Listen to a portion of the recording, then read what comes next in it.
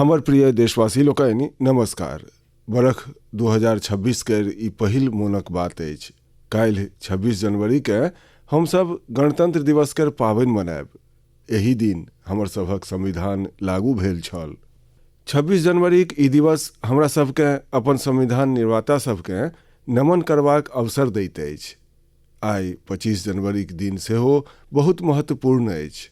आइ national voters day अछि, मतदाता दिवस अछि। मतदाते लोकनि लोकतंत्रक आत्मा होइ छथि। संगी लोकनि, प्रायः जखन केओ 18 वर्षक भऽ जाइ छथि, मतदाता बनि जाइ छथि, तऽ ओकरा जीवनक एकटा सामान्य पड़ाव बुझल जाइत अछि। मुदा वस्तुतः ई अवसर कोनो भारतीयक जीवन केर बहुत पैघ माइलस्टोन होइत अछि। तेँ बहुत आवश्यक अछि जे हमरा लोकनि देश में वोटर बनबाक, मतदाता बनबाक उत्सव मनाबी। जेना हमरा लोकनि जन्मदिन पर शुभकामना दै छी आ ओकरा सेलिब्रेट करै छी, ठीक तहिना जखन कखनो कोनो युवा पहिल बेर मतदाता बनथि तऽ संपूर्ण मोहल्ला, गाम वा फिर शहर एकजुट भऽ कऽ हुनक अभिनंदन करथि आ मिठाई बाँटल जाय। एहिसँ लोक सबमे मतदानक प्रति जागरूकता बढ़त। एकर संगे ई भावना आर सशक्त हैत जे एकटा वोटर भेनाइ कतेक अर्थ रखैत अछि। मित्र लोकनि, देश में जे कोनो लोक चुनावी प्रक्रियासँ जुड़ल रहै छथि, जे हमरा लोकनिक लोकतंत्रके जीवंत बना कऽ रखबा लेल जमीनी स्तर पर काज करै छथि, हम हुनका सभक बहुत सराहना करऽ चाहब। आइ मतदाता दिवस पर हम अपन युवा संगी लोकनिसँ पुनः आग्रह करब जे ओ 18 वर्षक भेला पर मतदाताक रूप में स्वयं के अवश्य रजिस्टर कराबथि।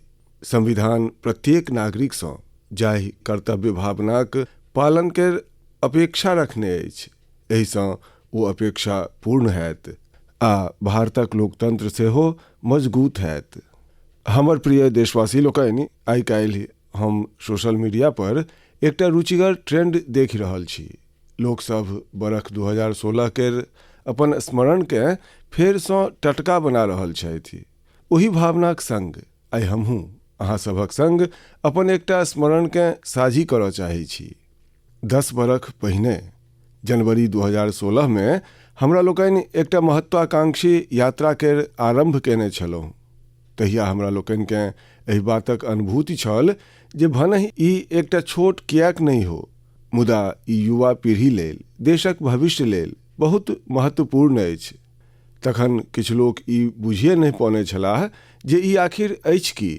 संगी लोकनि, हम जाहि यात्राक गप कऽ रहल छी ओ अछि स्टार्टअप इंडियाक यात्रा।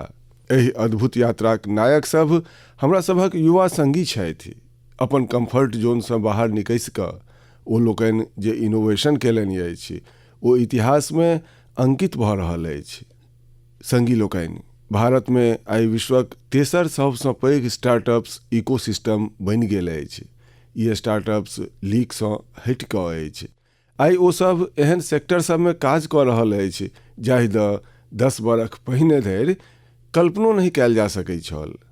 AI, space, nuclear energy, semiconductors, mobility, green hydrogen, biotechnology, अहाँ सब नाम लिअ आ कोनो ने कोनो भारतीय स्टार्टअप ओहि सेक्टर में काज करैत देखा जायत। हम अपन ओहि समस्त युवा संगी लोकनि के सैल्यूट करै छी जे कोनो ने कोनो स्टार्टअपसँ जुड़ल छथि वा अपन स्टार्टअप शुरू करऽ चाहै छथि।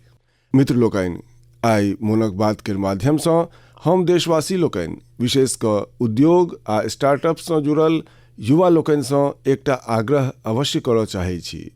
भारतक अर्थव्यवस्था तीव्रतासँ आगाँ बढ़ि रहल अछि। भारत पर विश्वक नजरि अछि। एहन समय में हमरा सब पर एकटा बहुत पैघ उत्तरदायित्व सेहो अछि। ओ उत्तरदायित्व अछि गुणवत्ता पर जोर देबाक। होइत अछि, चलैत अछि, चलि जायत, ई युग चलि गेल। आउ एहि साल हमरा लोकनि पूर्ण ताकतिसँ गुणवत्ता के प्राथमिकता दी। हमरा सभक एकहि गोट मंत्र हो, गुणवत्ता, गुणवत्ता आ मात्र गुणवत्ता। काल्हिसँ आइ उच्चतर क्वालिटी। हम सब जे किछु उत्पादित कऽ रहल छी ओकर गुणवत्ता के उच्च स्तरीय बनेबाक संकल्प ली। खाहे हमर टेक्सटाइल्स हो, टेक्नोलॉजी हो वा फिर इलेक्ट्रॉनिक्स, इवन पैकेजिंग इंडियन उत्पाद के अर्थे बन जाए उच्चतम गुणवत्ता और श्रेष्ठता के अपना लोकन अपन बेंचमार्क बनाबी। हमरा लोकन संकल्प ली जे गुणवत्ता में ने कोनो कमी हैत ने गुणवत्ता से कोनो समझौता हैत। आ हम तो लाल किला से कहने छलहुँ जीरो डिफेक्ट जीरो इफेक्ट। एना कहिए क हम सब विकसित भारतक यात्रा के तीव्रता से आगा लऽ जा पायब। हमर प्रिय देशवासी लोकनि, हमरा सभक देशक लोक बहुत इनोवेटिव छथि। समस्या सभक समाधान ताकब हमर देशवासी सभक स्वभाव में अछि। किछु लोग ई काज स्टार्टअप्स के माध्यम से करै छथि तो किछु लोग समाजक सामूहिक शक्ति से बाट निकालबाक प्रयास करै छथि। एहने एकटा प्रयास उत्तर प्रदेशक आजमगढ़ में सोझा आयल अछि। एतऽ सँ भऽ कऽ जायवला तमसा नदी के लोक सब नव जीवन देलनि अछि। तमसा मात्र एकटा नदी नहीं अपितु हमर सभक सांस्कृतिक आ आध्यात्मिक उत्तराधिकारक सजीव धार अछि। अयोध्या से निकलि कऽ गंगा में समाहित होबयवला ई नदी कहियो एहि क्षेत्रक लोक सबके जनजीवनक धूरी होइ छल, मुदा प्रदूषणक कारणे एकर अविरल धार में बाधा आबऽ लागल छल। गाद, कूड़ा, कचरा आ गंदगी एहि नदीक प्रवाह के रोकि देने छल। एकर बाद एतुका लोक सब एकरा नव जीवन देबाक अभियान आरंभ कयलनि। नदीक सफाई कयल गेल आ ओकर किछेर सब पर छाहदार फलदार गाछ लगाओल गेल। स्थानीय लोक कर्तव्य भावना सँ एहि काज में जुटला आ सभक प्रयास सँ नदीक पुनरुद्धार भऽ गेल।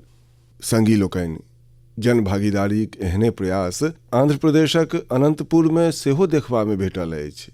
ई ओ क्षेत्र अछि जे सुखाड़क गंभीर समस्या सँ जूझैत रहल छल। एतुका माटि लाल आ बलुआह अछि। यह कारण अछि जे लोक सबके जलक कमीक सामना करऽ पड़ैत छल। एतुका कतेको क्षेत्र सब में दीर्घ अवधि धरि बरखा नहीं होइत छैक। कतेको बेर तऽ लोक सब अनंतपुरक तुलना मरुभूमि में सुखाड़क स्थिति सँ सेहो कऽ दै छथि। संगी लोकनि, एहि समस्याक समाधान लेल स्थानीय लोक सब जलाशय सबके साफ करबाक संकल्प लेलनि। तकर बाद प्रशासनक सहयोग सँ एतऽ अनंत नीरू संरक्षणम प्रोजेक्ट एकर आरंभ भेल। एहि प्रयासक अंतर्गत 10 सँ बेसी जलाशय सबके जीवनदान भेटल अछि। ओहि जलाशय सब में आब जल भरऽ लागल अछि। एकर संगहि 7,000 सँ बेसी गाछ सेहो लगाओल गेल अछि। अर्थात अनंतपुर में जल संरक्षणक संग संग ग्रीन कवर सेहो बढ़ल अछि। एतऽ बच्चा सब आब हेलबाक आनंद सेहो लऽ सकै छथि। एक तरह कही तऽ एतुका संपूर्ण इकोसिस्टम फेर सँ निखरि गेल अछि। संगी लोकनि, आजमगढ़ हो, अनंतपुर हो वा फिर देशक कोनो आर ठाम, ई देखि कऽ प्रसन्नता होइत अछि जे लोक सब एकजुट भऽ कऽ कर्तव्य भाव सँ पैघ संकल्प सिद्ध कऽ रहल छथि। जन भागीदारी आ सामूहिकताक यह भावना हमरा लोकनिक देशक सबसँ पैघ ताकत अछि। हमर प्रिय देशवासी लोकनि, हमरा सभक देश में भजन आ कीर्तन अदौ सँ हमर संस्कृतिक आत्मा रहल अछि। हमरा लोकनि मंदिर सब में भजन सुनलहुँ अछि, कथा सुनैत काल सुनलहुँ अछि आ प्रत्येक दौर में भक्ति के अपन समयक हिसाब सँ जीलहुँ अछि। आजुक पीढ़ी सेहो किछु नव कमाल कऽ रहल अछि। आजुक युवा लोकनि भक्ति के अपन अनुभव आ अपन जीवन शैली में उतारि लेलनि अछि। एही सोच सँ एकटा नव सांस्कृतिक चलन उभरि कऽ सोझा आयल अछि। अहाँ सब सोशल मीडिया पर एहन वीडियो अवश्य देखने हैब। देश में भिन्न भिन्न शहर सब में पैघ संख्या में युवा लोकनि जमा भऽ रहल छथि। मंच सजल रहैत अछि, इजोत होइत अछि, संगीत होइत अछि, पूरा तामझाम होइत अछि आ माहौल कोनो कंसर्ट सँ कनियो कम नहीं होइत अछि। एहने लागि रहल अछि जे जेना कोनो बहुत पैघ कंसर्ट भऽ रहल अछि, मुदा ओतऽ जे गाओल जा रहल होइत अछि से पूर्ण तन्मयताक संग, पूर्ण लगनक संग, पूर्ण लयक संग भजनक ध्वनि।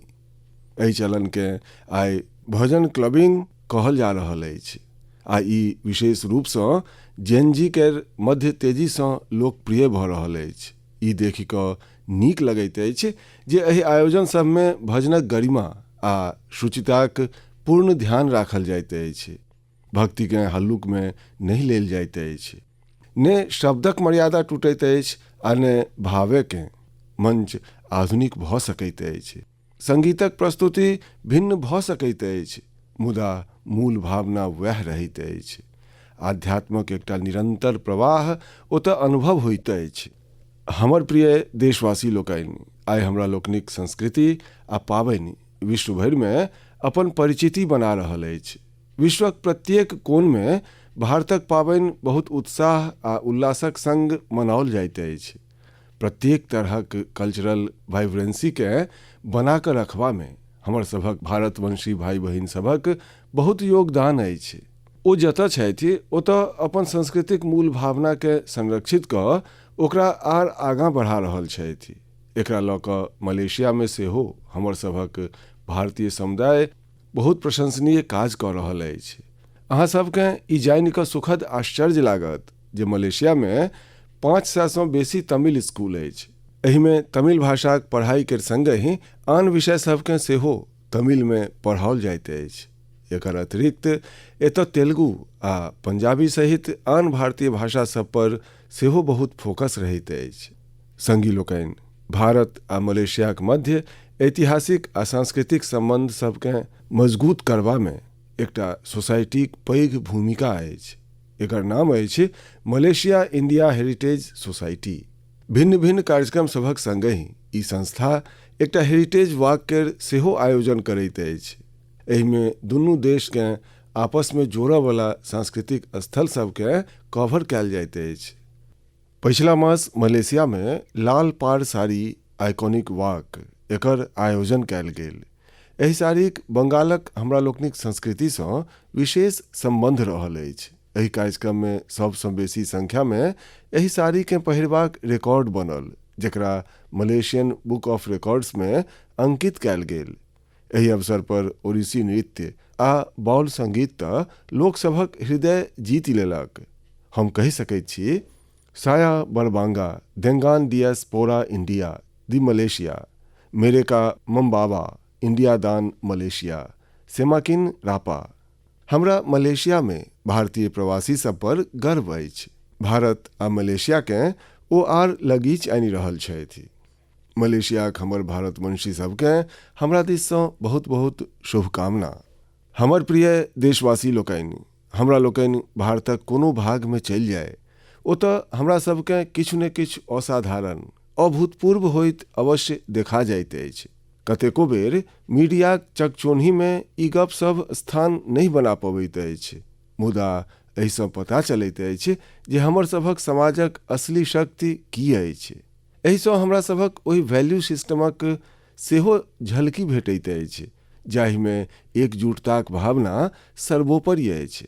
गुजरातमे बेचराजीक चंदनकी गामक परंपरा स्वयंमे अद्भुत अछि।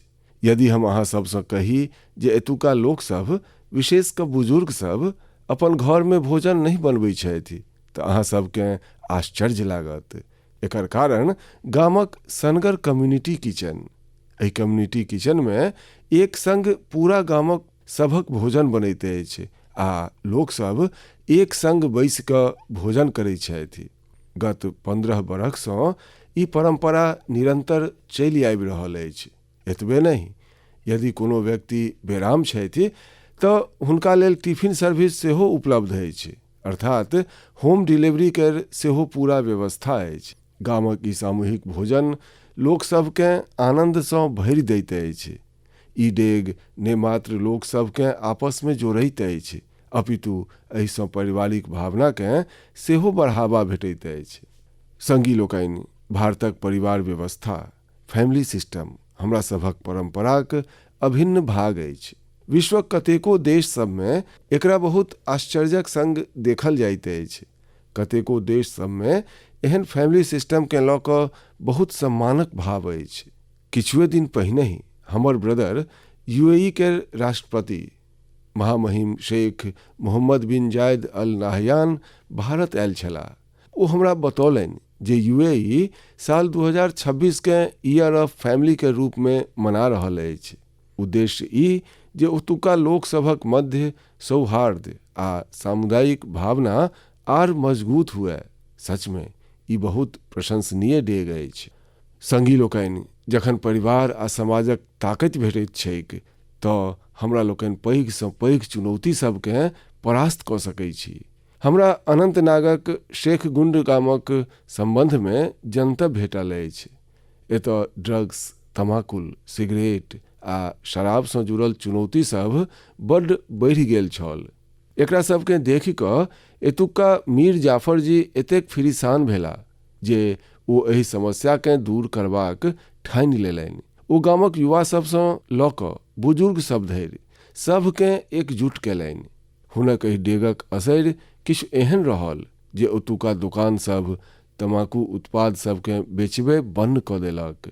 एहि प्रयास सँ ड्रग्स केर खतरा सबके लऽ कऽ सेहो लोक सब में जागरूकता बढ़ल अछि। मित्र लोकनि, हमरा सभक देश में एहन अनेको संस्था सब अछि जे बरखो सँ निस्वार्थ भाव सँ समाज सेवा में जुटल अछि। जेना एकटा संस्था अछि पश्चिम बंगालक पूर्व मेदिनीपुरक फरीदपुर में। एकर नाम अछि विवेकानंद लोक शिक्षा निकेतन। ई संस्था पिछला 4 दशक सँ बच्चा सब आ बुजुर्ग सभक देखभाल में जुटल अछि। गुरुकुल पद्धतिक शिक्षा आ टीचर्स के ट्रेनिंग के संगे ही ई संस्था समाज कल्याणक अनेको उपयोगी काज सब में जुटल अछि। हमर कामना अछि जे निस्वार्थ सेवाक ई भाव देशवासी लोकनिक मध्य निरंतर आ बेसी सशक्त होइत रहे। हमर प्रिय देशवासी लोकनि, मोनक बात में हम निरंतर स्वच्छताक विषय के उठबैत रहलहुँ अछि। हमरा ई देखि कऽ गर्व होइत अछि जे हमर युवा लोकनि अपन लग पासक स्वच्छता के लऽ कऽ बहुत सजग छथि।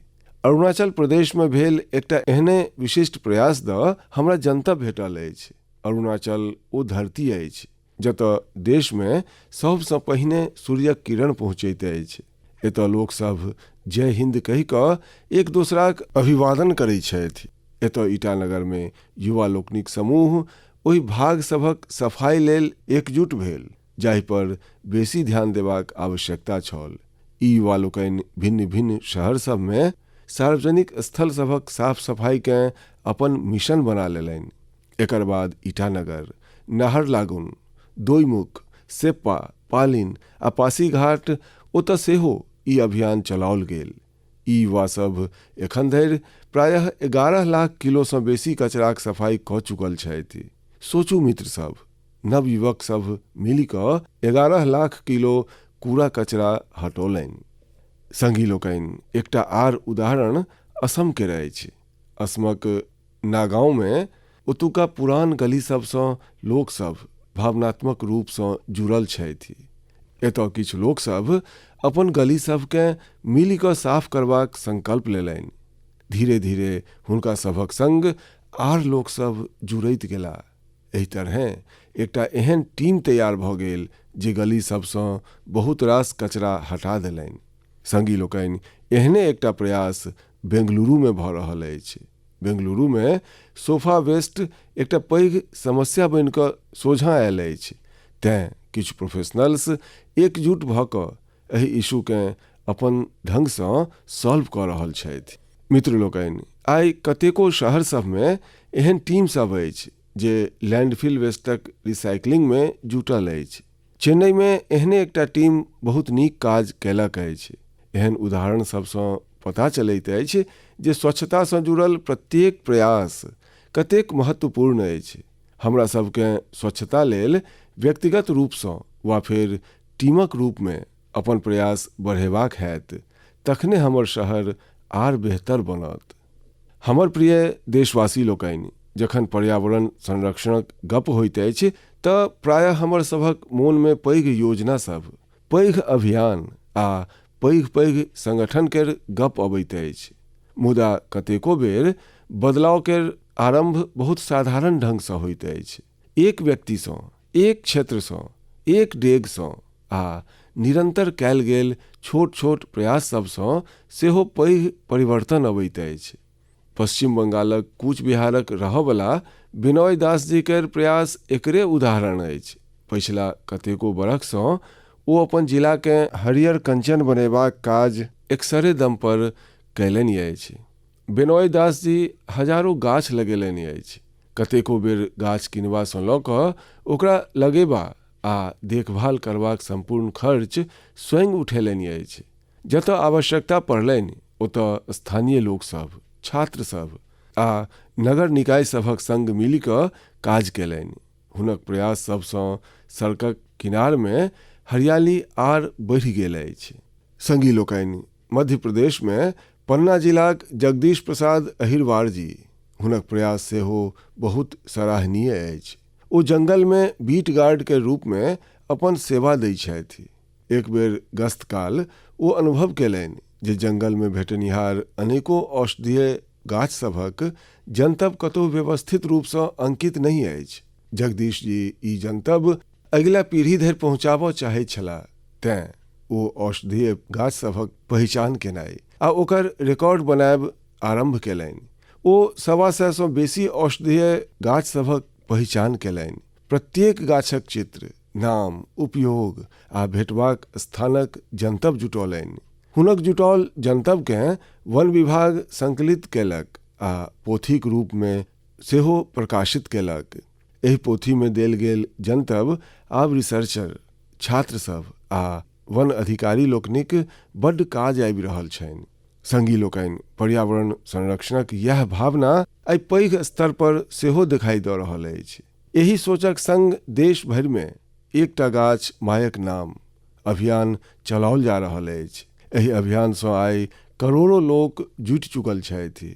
एखन धरि देशमे 200 करोड़सँ बेसी गाछ लगाओल जा चुकल अछि। ई बतबैत अछि जे पर्यावरण संरक्षणके लऽ कऽ आब लोक बेसी जागरूक छथि आ कोनो ने कोनो रूपमे अपन योगदान देबऽ चाहै छथि।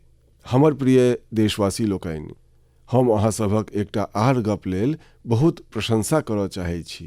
कारण अछि मिलेट्स अर्थात श्री अन्न।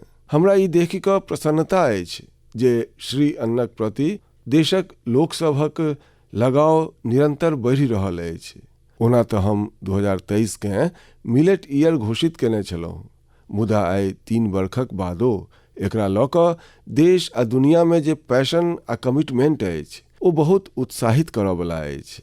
मित्र लोकनि, तमिलनाडुक कलकुरिची जिलामे महिला किसान सभक एकटा समूह प्रेरणा स्रोत बनि गेल अछि। एतुका पेरिया पालयम मिलेट एफपीसी सँ प्रायः 800 महिला किसान जुड़ल छथि। मिलेट्सक बढ़ैत लोकप्रियताकेँ देखैत ई महिला लोकनि मिलेट प्रोसेसिंग यूनिटक स्थापना केलनि। आब ओ लोकनि मिलेट्ससँ बनल उत्पाद सभकेँ सोझे बाजार धरि पहुँचा रहल छथि। संगी लोकनि, राजस्थानक रामसरमे सेहो किसान श्री अन्नकेँ लऽ कऽ इनोवेशन कऽ रहल छथि।